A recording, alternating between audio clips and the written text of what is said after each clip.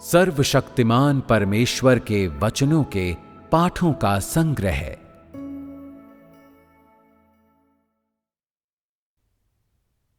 संपूर्ण ब्रह्मांड के लिए परमेश्वर के वचनों के रहस्य की व्याख्या। परिशिष्ट अध्याय 2।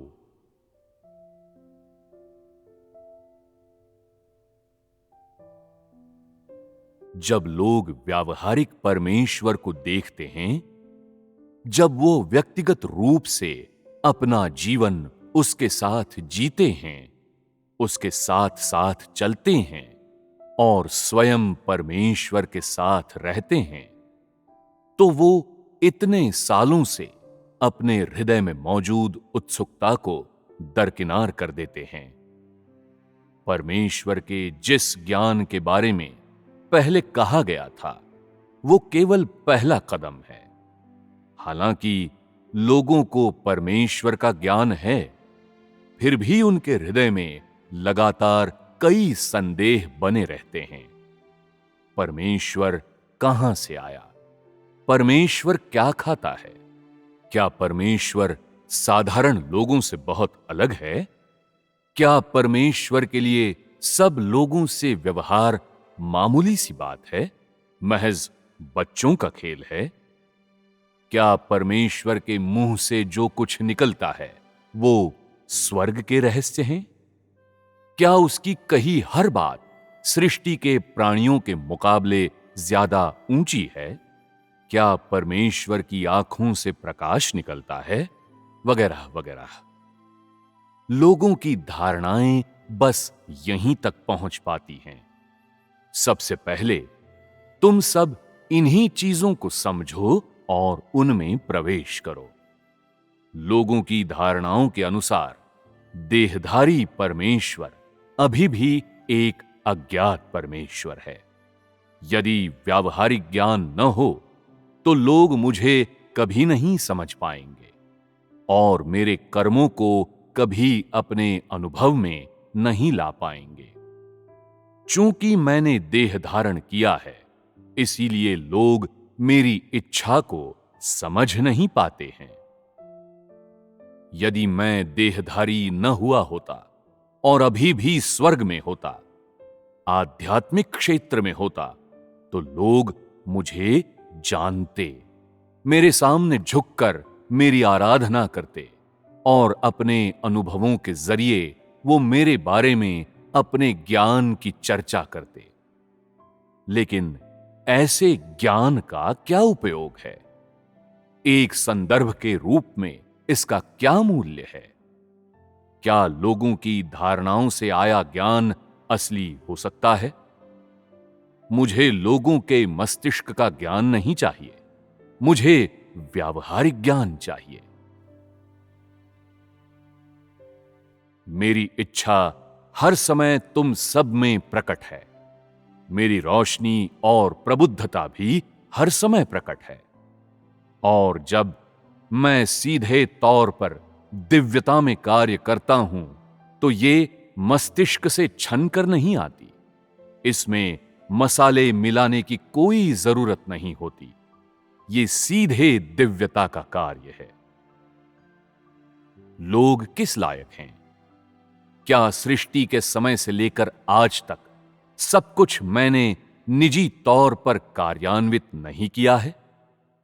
अतीत में मैंने 7 गुनी तीव्र आत्मा की बात की थी, पर उसके सार को कोई समझ ही नहीं पाया।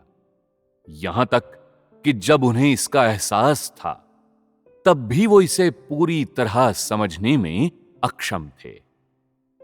जब मैं दिव्यता से शासित मानवता में कार्य करता हूं, चूंकि ये कार्य उन परिस्थितियों में क्रियान्वित किया जाता है जिन्हें लोग अलौकिक न समझकर सामान्य समझते हैं, तो इसे पवित्रात्मा के कार्य के रूप में जाना जाता है।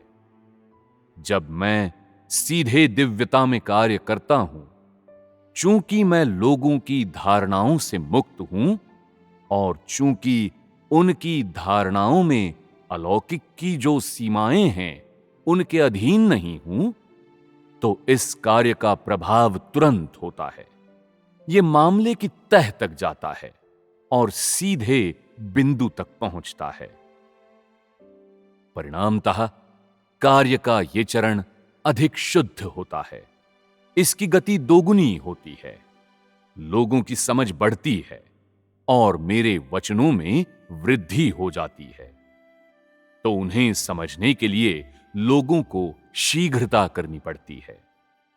चूंकि प्रभाव अलग है, चूंकि मेरे काम के साधन, प्रकृति और विषय वस्तु एक जैसे नहीं हैं, और इसके अलावा चूंकि मैंने औपचारिक रूप से देह में कार्य करना शुरू कर दिया है, पिछले दृष्टिकोण से कार्य का यह चरण 7 गुना तीव्र आत्मा का कार्य कहा जाता है। यह कोई अमूर्त चीज नहीं है। मैं जिन साधनों से तुम लोगों में काम करता हूं, उनमें विकास होने के बाद और राज्य के आने के बाद 7 गुना तीव्र आत्मा कार्य करना शुरू करती है, और यह कार्य निरंतर गहरा और तीव्र होता जाता है। जब सारे लोग परमेश्वर का अवलोकन करते हैं और देखते हैं कि परमेश्वर का आत्मा तो लोगों के मध्य है, तो मेरे देह धारण की पूर्ण महत्ता स्पष्ट हो जाती है। इसके सारांश की आवश्यकता नहीं रह जाती।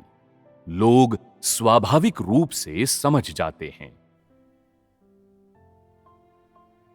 इन विभिन्न पहलुओं को देखते हुए मेरे कार्य की पद्धतियां, मेरे कार्य के चरण, मेरे आज के वचनों के स्वर वगैरह, मेरे मुख से केवल सच्चे अर्थ में 7 आत्माओं के कथन ही निकलते हैं। हालांकि मैं पहले कलीसिया निर्माण के चरण के समय भी बोला था। यह किसी उपन्यास के आमुख और विषय सूची की तरह था। यह बिना सार का था। केवल आज के कथनों को ही उनके सच्चे सार के अर्थ में 7 आत्माओं के कथन कहा जा सकता है।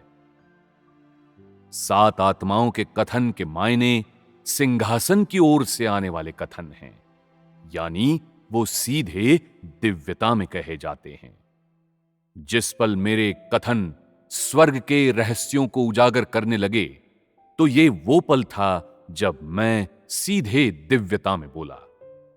दूसरे शब्दों में, बिना किसी मानवीय विवशता के मैंने आध्यात्मिक क्षेत्र के सभी रहस्य और परिस्थितियां सीधे उजागर कर दी।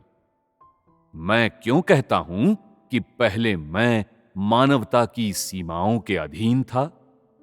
इसकी व्याख्या की आवश्यकता है। लोगों की दृष्टि में कोई भी स्वर्ग के रहस्यों को उजागर करने में समर्थ नहीं है। यदि स्वयं परमेश्वर न हो, तो अन्य कोई इस धरती पर इन रहस्यों को नहीं जान सकता।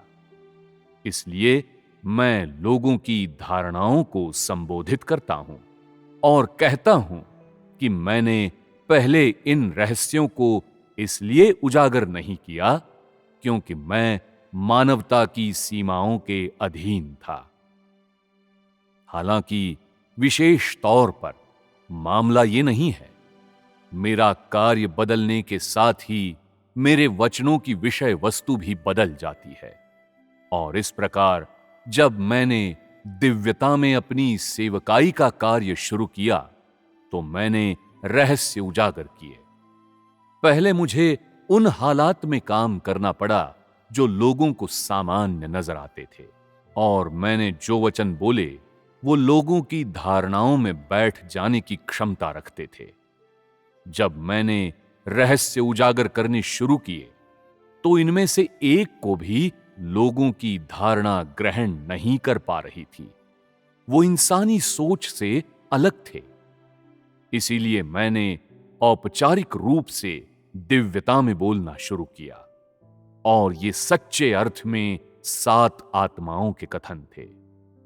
हालांकि पिछले वचन सिंहासन के कथन थे, वो लोगों की ग्राह्यता के आधार पर कहे गए थे, और इसलिए सीधे ही दिव्यता में नहीं बोले गए थे।